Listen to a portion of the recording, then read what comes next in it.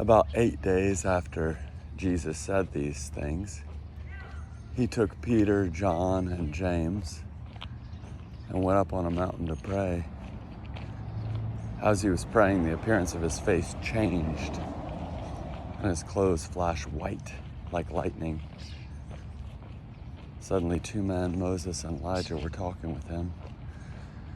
They were clothed with heavenly splendor and spoke about Jesus' departure, which he would achieve in Jerusalem.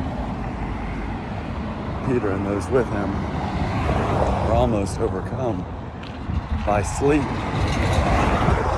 but they managed to stay awake and saw his glory, as well as the two men with him. As the two men were about to leave Jesus, Peter said, "Lord, it's good that we're here. We should construct 3 shrines, one for you, one for Moses, and one for Elijah." But he didn't know what he was saying. Peter was still speaking when a cloud overshadowed them. As they entered the cloud, they were overcome with awe. Then a voice from the cloud spoke, "This is my son, my chosen one. Listen to him." Even as the voice spoke, Jesus was found alone. They were speechless, and at the time told no one what they had seen. The next day, when Jesus, Peter, John, and James had come down from the mountain, a large crowd met Jesus. A man from the crowd shouted, "Teacher, I beg you to take a look at my son, my only child. Look, a spirit seizes him, and without any warning, he screams. It shakes him and causes him to foam at the mouth. It tortures him and rarely leaves him alone. I begged your disciples to throw it out, but they couldn't."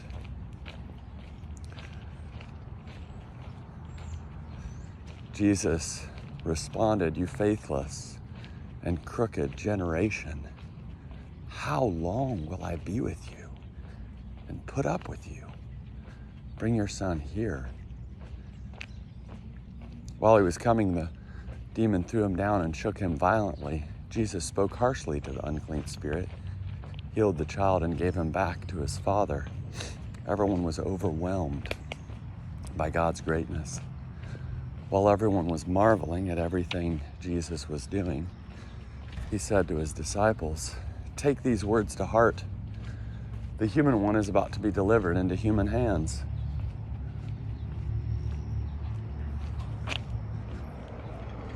They didn't understand this saying. Its meaning was hidden from them, and they couldn't grasp it, and they were afraid to ask him about it. An argument arose among the disciples about which of them was the greatest. Aware of their deepest thoughts, Jesus took a little child and had the child stand beside him. Jesus said to his disciples, "Whoever welcomes this child in my name welcomes me. Whoever welcomes me welcomes the one who sent me. Whoever is least among you all is the greatest." John replied, "Master, we saw someone throwing out demons in your name, and we tried to stop him because he isn't in our group of followers." But Jesus replied, "Don't stop him, because whoever isn't against you is for you." As the time approached when Jesus was to be taken up into heaven, he determined to go to Jerusalem. Along the way, he sent messengers on ahead of him. Along the way, they entered a Samaritan village to prepare for his arrival, but the Samaritan village refused to welcome him because he was determined to go to Jerusalem. When the disciples, James and John, saw this, they said, "Lord, do you want us to call fire down from heaven to consume them?"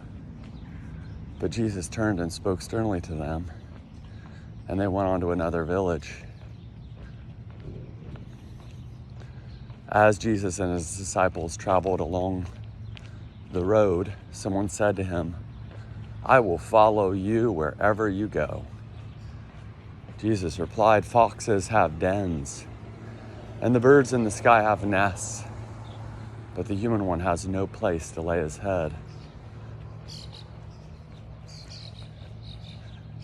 Then Jesus said to someone else, "Follow me." He replied, "Lord, first let me go and bury my father." Jesus said to him, "Let the dead bury their own dead, but you go and spread the news of God's kingdom." Someone else said to Jesus, "I will follow you, Lord, but first let me say goodbye to those in my house." Jesus said to him, "No one who puts a hand on the plow and looks back is fit for God's kingdom."